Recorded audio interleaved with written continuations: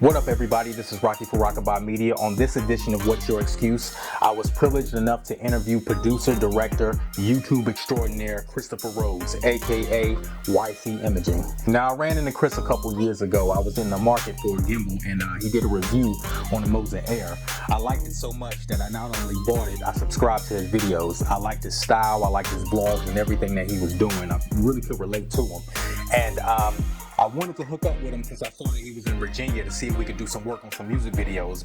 By then, he had already moved to Atlanta. But as the universe would have it, we ended up linking up for this interview, and I hope you enjoy. So I just want to ask you a couple questions for those that don't know. What does YCimaging stand for? You got to come with the cringiest question first. All right, so let me break down YCimaging, the name. So before I got into doing, I guess, the film stuff, the videography side of things, I was heavily into graphic design. So that was my thing. I used to do graphics. I used to design covers and all this stuff for artists. But before that, I used to throw parties all the time, right? And my name's Chris, so it was like Young Chris. That was just kind of like a thing. That's just what I went by in like my party days. And at first, it was like YC Innovations. I'm like, yeah, that sounds so stupid. I landed on YCimaging, and to this day, I still hate it, but it stuck. So it's just like that's what it is.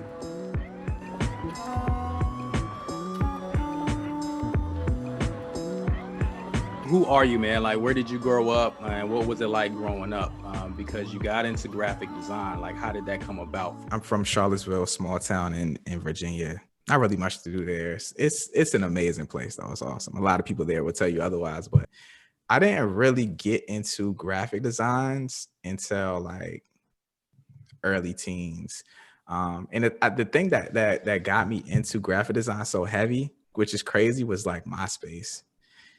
Like MySpace is the goated, the best social media platform, because I was into fashion super heavy, and I always wanted to stand out. Like that was my thing. Like I got to be different from everybody else. And the fact that you could design your MySpace layout and do all these crazy things to the layouts, that's what got me into graphic design, ironically. As anyone from a small town knows, if you do something well, the locals will come calling. With help from his friend C. Ryan, Chris started making money doing flyers and shooting music videos for the surrounding artists. But after high school, the party was over. Work slowed, and having to move out of his parents' house, Chris found himself living off his college refund checks. If you ever done like community college or college in general, you know, like those refund checks come once a semester. So, you know, it's like maybe 3-4 months. So I get one, you know, I might pay my rent once, and then I might go mess that money up on some gear and some shoes. And I wasn't making much money. I'm making like $150 a music video. I'm making $50 a cover. And I remember at the time my rent was on like $400 because I had moved into like a sector with like different roommates. And it seemed like that $400 was so hard to get. I swear, I don't know what it was, but yeah, like pretty much every month that I wasn't living off of school, the grind was hard.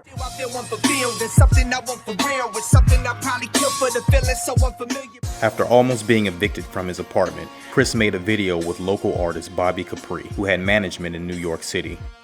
And this was like the first real time that we had money to play with for budgets, and we were able to go to rental houses, and we were able to like pitch and do crazy ideas that we had in our mind, because in Charlottesville, it's no studios. And the thing about people with money, they know other people with money. So, you know, I'm getting recommendations off of the projects that we doing in New York for other people up in New York who got money. So I think it's really just all about killing, you know, and doing your best in pretty much any situation you into, you know? So did you ever set like a price point? Like, did you have like, I'm only going to shoot a music video for this, or was it just like, hey, whatever I can take, I can get? I got a price point set until I need money. You know what I mean?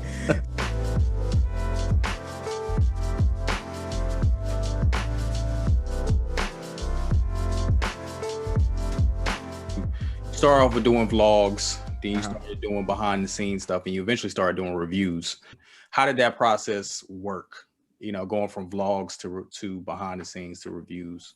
I think when you, like pretty much anybody who's trying to grow on YouTube, you start doing what you like, right?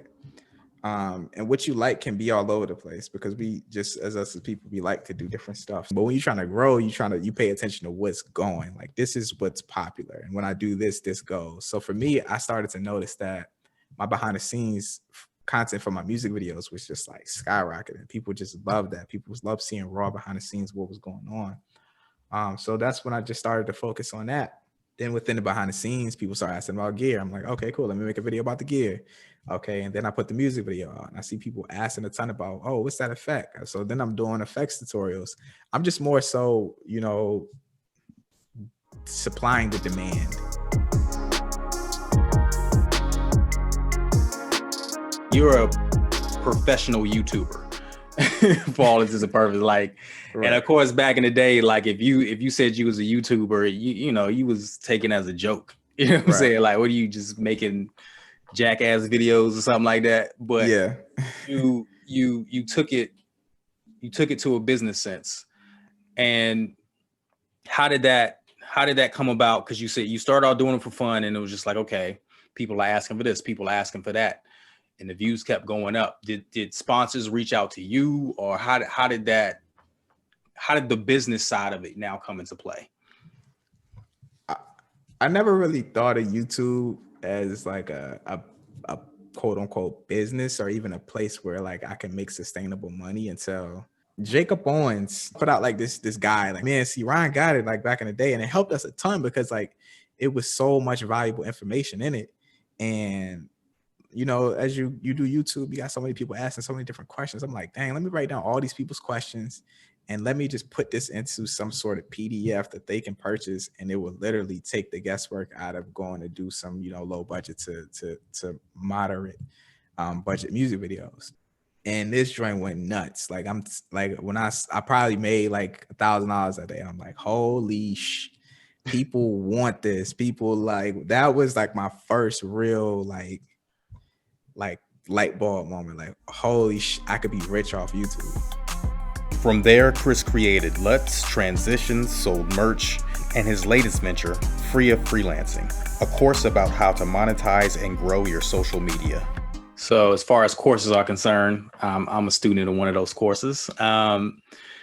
Describe the importance of mentorship and passing on the knowledge, because you got some YouTubers got millions of followers and they're not teaching anything. You just coming up and being someone who is, trying to learn the ropes. I think it's very important for you to get in with somebody who is actually doing what you want to do. And I say that like wholeheartedly. Like, it's so many people when you're doing something that will have an opinion on what you're doing, but knowing who to take advice from is probably one of the most important things ever, because there's going to be so many people who got opinions about what you're doing, but if they don't have what you want, or they haven't been where you've been, then their opinion is almost irrelevant.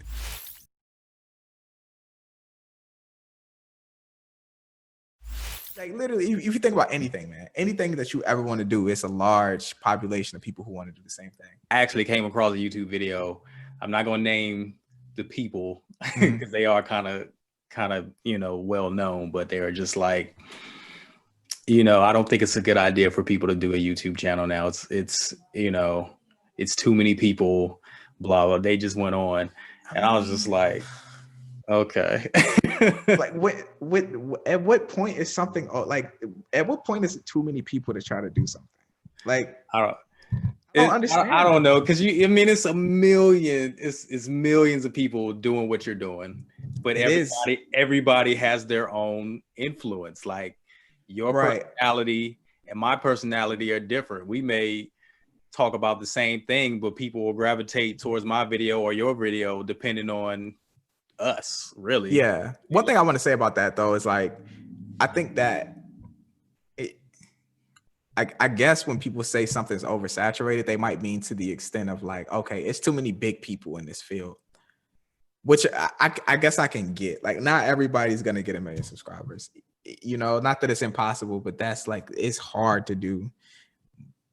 But why the hell do you need 1 million subscribers? You know what I mean? Like, you can eat on YouTube so many different ways. Like, you know what I mean? Even if you build a fan base of 1,000 subscribers, that's great and that's doable. And that it's like, it's not impossible to get 10,000 subscribers. You know, all you gotta do is work towards it. It's possible. People buy into the leader before they buy into the vision. And so what do you think what do you think about your personality that attracts people? I'm realistic, man, in a sense of like,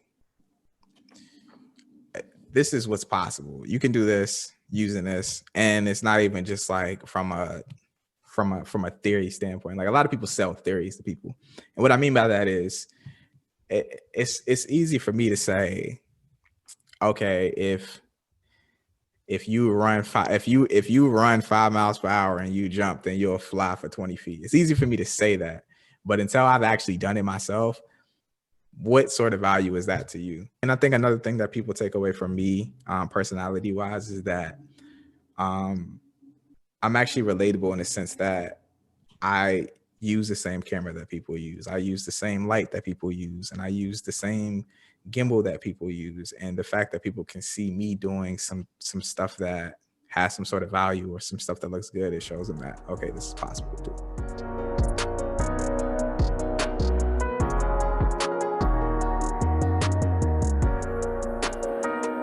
Was it ever a point where it was like your wife or your kids, or you felt like you were neglecting them because you was putting too much time into this?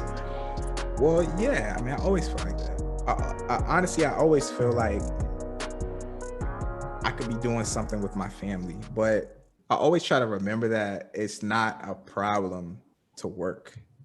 That's something that I constantly have to remind myself. Like, it's not a problem to work. Like, if I wasn't doing this and I had a traditional job, I would literally probably be at work all day anyways. But, you know, I think the fact that the majority of the time I'm able to work from home, I can step out and I can get an hour with my family and then go back to the desk. And, you know, I think that helps a lot. You know, just the fact that they know that I'm always here while I'm doing what I need to do. That plays a big part in it. Of course, as you grow, different sponsors with deep pockets begin reaching out. And with that comes the risk of losing your integrity for the almighty dollar. How do you keep yourself in that situation? Yeah. I turn down sponsors that don't make sense. Like first and foremost, it has to make sense. Like, you're not gonna catch me doing a sponsorship on Raid Shadow Legends. Even though I love video games, it's just like, it just don't make sense to the kind of content that I make. So for me, it's just like, all right, does it make sense? Would I actually use this?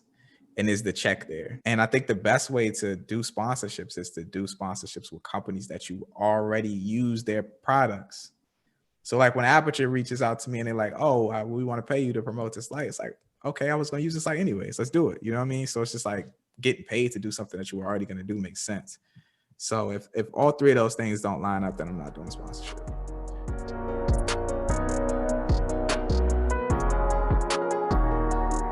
What's the end game of this? I don't know. I don't know what the end game is. I just want to continue to do things that I'm into. I found myself, like, when I was shooting music videos, I was like, I don't love this. And it was at that moment that I knew, like, I have to stop. Because I didn't get into this to hate it. I didn't get into this to hate. Like, if I want to hate what I'm doing for a living, I'll just go get a job. So I think I just want to stay happy. I think that's the biggest goal. Stay into what I'm doing, and the money will come. I've learned so many different monetizing methods and ways to make money that I'm not even concerned with it anymore. You know, like, those are just things that you just kind of pick up on the way. And I've spent tons of time trying to educate myself on different monetizing methods, but I don't even care about money. Like, I'll make money. Like, money will come. I'm just trying to figure out how I can stay creative.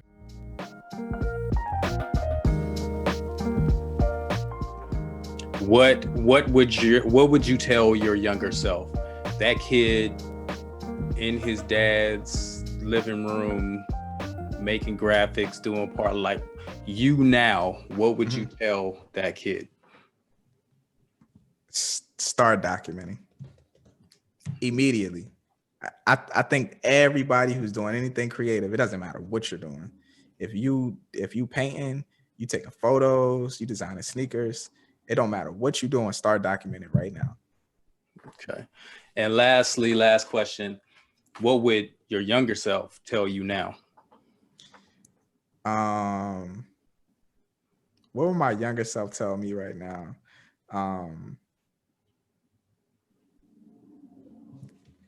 Get out. Get out. Honestly, that's probably what my younger self would tell me right now. I just think back to myself when I was younger. I was obsessed with going and doing something. I had like serious FOMO as a kid. Like I have to do everything. I have to go to this place to see this and go to this place where this is going on and this is popular to do. But I think as I've become older, I'm a lot less into being on the scene. I'm a lot less into going to places that are popular or places that are fun or big. So if my younger self will probably tell me like, yo, we need to go do this. We need to go do something. So do you feel like you've reached your goal? Do you feel like you've made it? Nah, I haven't arrived. But the thing is, I don't know where the finish line is, you know? Yeah. But I know that I haven't gotten there yet because I don't feel fulfilled. But are you content?